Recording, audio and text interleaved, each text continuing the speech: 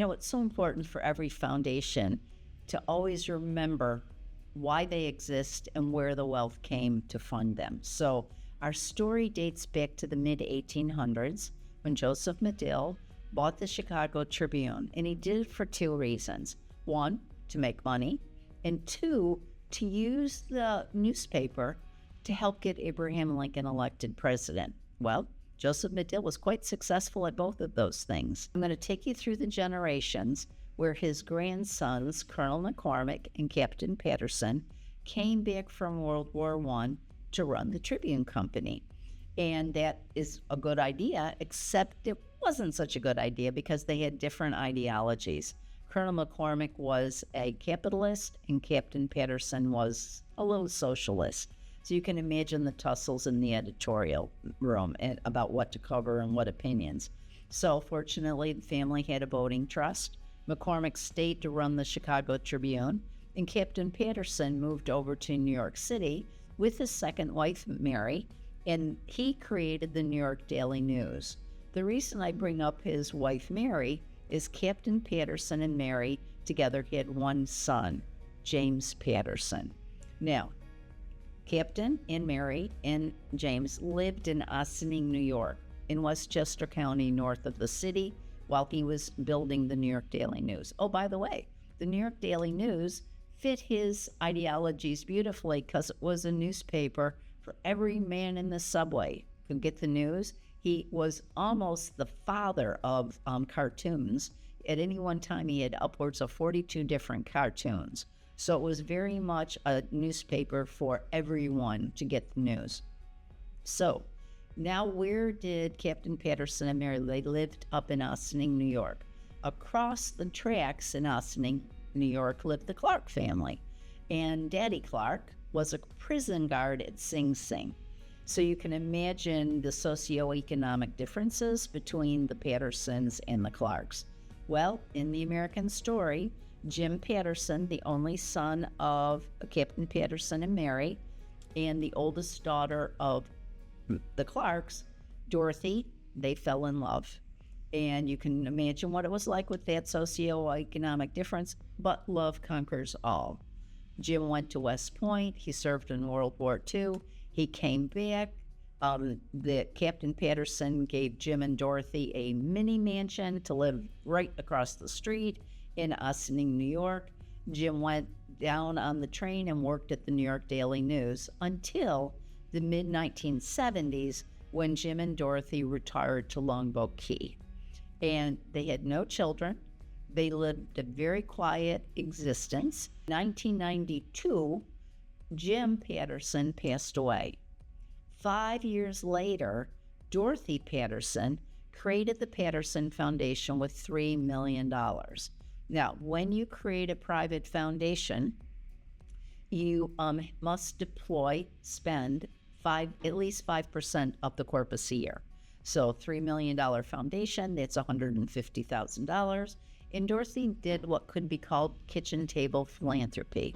If something struck her interest, she would write a check to it. As we studied the foundation, there was no necessarily any themes in what she did because it was her foundation and she could grant to who she wanted to during that time. Now, when Dorothy passed away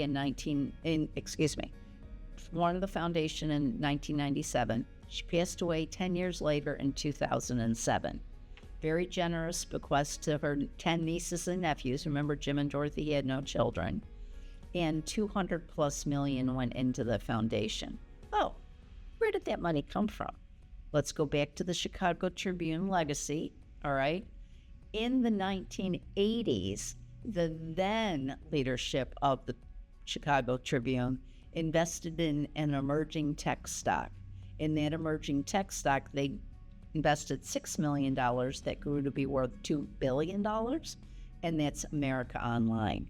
So the leadership was very future-oriented, tech communications, but the wealth that went into the Patterson Foundation, because Dorothy owned a considerable amount of Chicago Tribune stock, was due to that marvelous decision of wise stewards back at the Chicago Tribune. It's now 2008. Dorothy's estate is being settled. And now it is time for the Patterson Foundation to move from a $3 million foundation to a $200 million foundation. So the governing board took their time and they took a year to develop their principles, their guiding values, which quite frankly, now 14, 15 years later, as solid as they were when they were created and continue to be the guideposts for decision making. And at the same time, the Patterson Foundation had to buy pencils, create a chart of accounts, buy chairs, have an investment policy. So it was a year of hard work. Now, we have to start deploying resources. What should we do? Remember, Dorothy Patterson, at no time during that 10 years, changed her trust or her estate plan to direct the foundation. So she gave the foundation opportunity, flexibility, and responsibility to do good and do it well. But without a directive on geography, issues, or organizations, it was a daunting task because the Patterson Foundation could do dyslexia in Nairobi. Okay, anything that is legal and ethical, the Patterson Foundation could do. But the governing board decided, because Jim and Dorothy had lived in Sarasota for so many decades, focus on the four-county area, but use proven practices beyond through initiatives. And I will share with you that the concept of initiatives continues today. The governing board knew that at the beginning we had a lot of learning to do. So we started with 9 legacy initiatives, knowing we weren't going to stay in those forever, but we would use those 9 legacy initiatives as our learning universe. So, why did we choose 9? Because there used to be 9 planets in the solar system. So each one of those initiatives were as different as could be, had its own orbit, its own atmosphere, its own size, but wow, what a learning opportunity for us. So the concept of guiding principles, using initiatives, continues to this day in a thriving, energizing way for impact that Dorothy allowed us to have: flexibility, opportunity, and responsibility.